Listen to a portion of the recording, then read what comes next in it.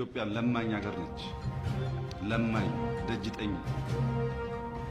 ለማኝ ሀገር ውስጥ የኖርሽ አሁን ሲዳማ ለምን እንታያለሽ? እኔና ኢሳያስ ስንደመር ሁለት ሳይሆን እኛ እንሆናለን። ትልቅ አደጋ የሚያደርሱ ትንንሽ ሰዎች ምሳሌ ከፈለክ አብይ አህመድ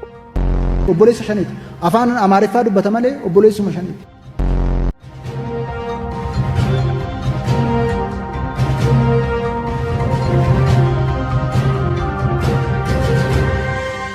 የሶማሊያው ፕሬዝዳንት ሐሰን ሼህ መሐመድ ከተቃጣባቸው ከባድ የግድያ ሙከራ ማምለጣቸው ተሰማ። ለጥቃቱ አልሸባብ የተባለው ቡድን ኃላፊነቱን እንደሚወስድ በይፋ ያስታወቀ ሲሆን የሶማሊያው ፕሬዝዳንት ሐሰን ሼህ መሐመድ በትናንትናው ዕለት ከቤተ መንግስታቸው የወጡት ወደ ጦር ግንባር ለመዝመት ነበረ ተብሏል። ሬንጀር ለብሰው ከቤተ መንግስታቸው ሲወጡ ድንገት በፍንዳታ የተናወጠ ከባድ የግድያ ሙከራ የተጋረጠባቸው ሐሰን ሼህ መሐመድ ለጥቂት ከሞት ማምለጣቸው ነው የተዘገበው። ትናንትና በሞቃዲሾ ከሚገኘው ቤተ መንግስታቸው ተነስተው ወደ አየር ማረፊያው ጉዞ በጀመሩበት ወቅት ያልተጠበቀ አደጋ ያጋጠማቸው የሶማሊያ ፕሬዝዳንት ሐሰን ሼህ መሐመድ በተጠመደ ፈንጂ የሚጓዙበት መኪናዎች ላይ የፈነዳ ሲሆን ይህንም ተከትሎ ፕሬዝዳንቱ በዚህ አደጋ እንደተገደሉ ተደርጎ ዘገባዎች ቀርበው የነበረ ቢሆንም የፕሬዝዳንቱ የደህንነት አማካሪ ግን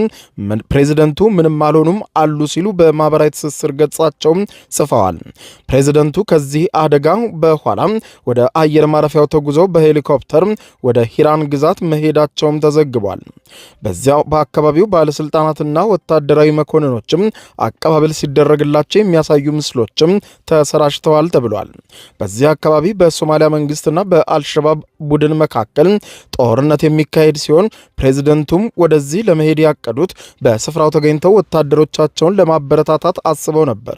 በመሆኑም ወታደራዊ ዩኒፎርም ለብሰው የታዩት እኚሁ ሐሰን ሼህ መሐመድ ይህ በእንዲህ እንዳለ ታዲያም የአልሸባብ ቡድን ለዚህ ጥቃት ኃላፊነቱን እንደሚወስድ ገልጾ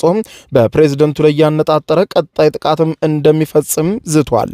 በሌላ ዜና በኢትዮጵያና በኤርትራ መካከል ያለው ውጥረት እየተባባሰ ባለበት በአሁኑ ሰዓት ኤርትራ አስቸኳይ መግለጫ ሰጠች። የኤርትራ ውጭ ጉዳይ ሚኒስትር ኦስማን ሳሌም በኤርትራ መዲና በአስመራ ለውጭ ሀገራት አምባሳደሮችና ለተባበሩት መንግስታት ድርጅት ኃላፊዎች መግለጫ መስጠታቸውን የተዘገበ ሲሆን በመግለጫቸው ወቅት ሀገራቸው ኤርትራ ኢትዮጵያ የጎረቤቶቿን ሉዓላዊነትና የግዛት አንድነት እንድታከብር ጫና እንዲያደርጉ ለዓለም አቀፉ ህብረተሰብ ኤርትራ ድምጿን ታሰማለች ስትል የዓለም አቀፉ ማህበረሰብና የሚመለከታቸው አካላት ሁሉም ይህንን ጥያቄያችንን ቸል እንዳይሉት ኢትዮጵያ ላይ ጫና ያድርጉልን ብለዋል። የኤርትራው ውጭ ጉዳይ ሚኒስትር በመግለጫቸው የኤርትራ ውጭ ጉዳይ ሚኒስትር አክለውም ኤርትራ በቀጠናዊ ግጭቶች ውስጥ ትገባለች በሚል የሚቀርብባትን ክስ ጉዳይ ማስተባበያ የሰጡ ሲሆን በኢትዮጵያ የባህር በር ፍላጎት ላይ ኤርትራ ያላትን አቋም ሲናገሩ የተዛባና ጊዜው ያለፈበት የባህር ዳርቻ ፍላጎት ነው የኢትዮጵያ ፍላጎት ሲሉ የኢትዮጵያን ወሳኝ ጥያቄ ለማጣጣል ሞክረዋል። የኢትዮጵያ የባህር በርና የባህር ኃይል የጦር ሰፈር ምኞቷ ግራ የሚያጋባ ሆኖብኛል ብለዋል። ኢትዮጵያም በዲፕሎማሲ ወይም በወታደራዊ ኃይል የባህር በር ላይ መዳረሻና የባህር ኃይል የጦር ሰፈር ለማግኘት ባላት የተሳሳተ ጊዜው ያለፈበት ምኞት ኤርትራ ጉዳዩ ግራ አጋብቷታል ሲሉም ለዲፕሎማቶቹም ውጭ ጉዳይ ሚኒስትሩ መግለጫ ሲሰጡ በኤርትራ ብሔራዊ የቴሌቪዥን ጣቢያ ታይተዋል። እንደ አውሮፓውያኑ አቆጣጠር በ2022 የሰሜን ኢትዮጵያው ጦርነት ካበቃ በኋላ ሰራዊታችን ኤርትራ በዓለም አቀፍ እውቅና ወደ ተሰጣት ድንበር እንዲዘዋወር አድርገን ሰራዊታችንን ከኢትዮጵያ ግዛት አስወጥተናል የሚሉት ኦስማን ሳሌም የኤርትራ ሰራዊት አሁንም በኢትዮጵያ ግዛት ውስጥ እንዳለ የሚነገር ማንኛውም ነገር ትክክል አይደለም፣ የኤርትራን ስም ለማጥፋት እንጂ ሰራዊታችን በኢትዮጵያ ውስጥ የለም ሲሉ ለማስተባበል ሞክረዋል። የኤርትራ ሰራዊት አሁንም በኢትዮጵያ ግዛት ውስጥ እንዳለ የሚነገር ማንኛውም ነገር ስህተት ነው ብለዋል። ከሰሞኑ በትግራይ ክልል ጊዜያዊ አስተዳደር ፕሬዝዳንት አቶ ጌታቸው ረዳ የቀረበውን ውንጀላ የኤርትራ መንግስት የፕሪቶሪያውን ስምምነት የኢትዮጵያ የውስጥ ጉዳይ አድርጎ ስለሚመለከተው በዚህ ሂደት ውስጥ ጣልቃ የመግባት ፍላጎት የኤርትራ መንግስት የለንም በማለት የገለጹ ሲሆን የኤርትራ ውጭ ጉዳይ ሚኒስትር አክለው በትግራይ ክልል ጊዜያዊ አስተዳደርና በህዝባዊ ወያኔ ሓርነት ትግራይ ህወሓት መካከል እየተካሄደ ባለው የውስጥ ግጭት ውስጥ የኤርትራ መንግስት ምንም አይነት ሚና የለውም። ከዚህ ውጪ የሆኑ ውንጀላዎች ወይም ክሶች ሙሉ በሙሉ አንቀበልም ሲሉ የኤርትራ ውጭ ጉዳይ ሚኒስትር በአስመራ ለሚገኙ የተባበሩት መንግስታት ድርጅትና የሌሎች ሀገራት አምባሳደሮች በሰጡት መግለጫ ላይ ገልጠዋል። በተያያዘ ዜና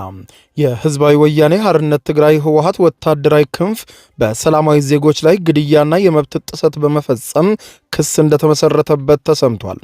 የህወሓት ወታደራዊ ክንፍ በትግራይ በሰላማዊ ሰዎች ላይ ግድያን ጨምሮ የተለያዩ የመብት ጥሰቶችን እየፈጸመ መሆኑን በመግለጽ በክልሉ በተቃዋሚነት የሚንቀሳቀሰው ሳልሳይ ወያነ ትግራይ የተሰኘው ፓርቲ ቡድኑን መክሰሱ የተሰማ ሲሆን ፓርቲው ከሰሞኑ አዲጉዶም መሆኒ ከተፈጠሩ ሞትን ያስከተሉ ክስተቶች በተጨማሪ በሌሎችም የትግራይ ተወላጆች ላይ በደሎችን እየፈጸመ ነው ሲል ለዚህም ተጠያቂዎቹ የህወሓት ፓርቲና ወታደራዊ ክንፍ መሆኑን መግለጹን የዘገበው የጀርመን ድምጽ ራዲዮ ዶቼ ቬለ ፓርቲው በወቅታዊ ጉዳዮች ላይ በሰጠው መግለጫ ከጦርነት ከፍተኛ ጉዳት ባላገገመችው ትግራይ ለአንድ ፖለቲካ ኃይል ባጋደሉ ታጣቂዎች ከባድ የሰብአዊ መብት ጥሰት እየተፈጸመ መሆኑን ገልጿል። ሰሞኑን በአዲጉዶምና መሆኒ ከተፈጠሩ ሞትን ያስከተሉ ግጭቶች በተጨማሪ በሌሎችም ተጋሪዎች ላይ የተለያዩ በደሎችም እየተፈጸሙ ነው ያለው ፓርቲው ለነዚህ ጥፋቶችም ተጠያቂው የህዝባዊ ወያኔ ሓርነት ትግራይ ህወሓት ፖለቲካዊ ክንፍ መሆኑን ለነዚህም ተግባራት የህግ ማስከበር እርምጃ በማለት ኃላፊነት ወስዷል ያለው ተቃዋሚ ፓርቲው ሳልሳይ ወያነ ትግራይ የህወሓት ወታደራዊ ክንፍን ትዕዛዝ ተቀብለው በንጹሃን ላይ እጃቸውን የሚያነሱትንም ከተጠያቂነት አያመልጡም ማለቱን የጠቆመው ዘገባው የፓርቲው ሊቀመንበር አሉላ ኃይሉ የህወሓት ወታደራዊ ክንፍ የአስተዳደር አካላት ለነርሱ ታማኝ በሆኑ አባላት በመቀየር ህገወጥ ተግባር እየፈጸሙ ነው ሲሉ በዚህ ሂደትም ከህዝቡ ፍላጎት በተቃራኒ አመራሩን የመቀየር ጥረት እየተደረገ መሆኑን ንጹሃን ዜጎችንም መገደላቸውንና መቁሰላቸውን በመጠቆም የታጣቂ ኃይሉ የወሰዱትና የት እንዳሉ የማይታወቁ ሰዎች ከመኖራቸውን ባሻገር በክስተቱ ምክንያት የመንግስት አገልግሎቶች ሙሉ በሙሉ በሚባል ደረጃ መቆማቸውን በትግራይ ከፍተኛ አደጋ ተፈጥሮ እንደሚገኝ ጠቅሰው ለዚህም ከዚህ በተጨማሪም ሳልሳይ ወያነ ትግራይ በክልሉ ያለውን ፖለቲካዊ ቀውስ ለመፍታት ሁሉም ኃይሎች የሚያሳትፍ ብሔራዊ ጉባኤ ተጠርቶ መፍትሄዎችን ማበጀት ይገባል ማለታቸውን አስታውቋል። በክልሉ እየታየ ያለውን ችግር ለመፍታት የሚመለከታቸው የፖለቲካና ሌሎችም አካላትም አሳታፊ ባደረገ መልኩ ጊዜያዊ አስተዳደሩን እንዲሁም ባለድርሻ አካላትን ድርሻ በሚመለከት ሌሎችም የውስጥ ጉዳዮችን በሚመለከት ውይይት ከተደረገ በኋላ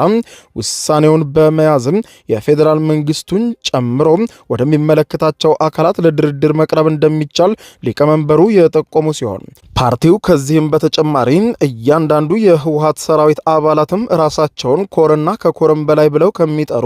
የህወሓት ወታደራዊ ክንፍ አዛዦች የሚሰጥ ንጹሃን ዜጎች ላይ ያነጣጠረ ጥቃት ከእንግዲህ እንዳይቀበሉ ጥሪ ማቅረቡን ያነሳው ዘገባው በትግራይ በተለይም ባለፈው ሳምንት የክልሉን ጊዜያዊ አስተዳደር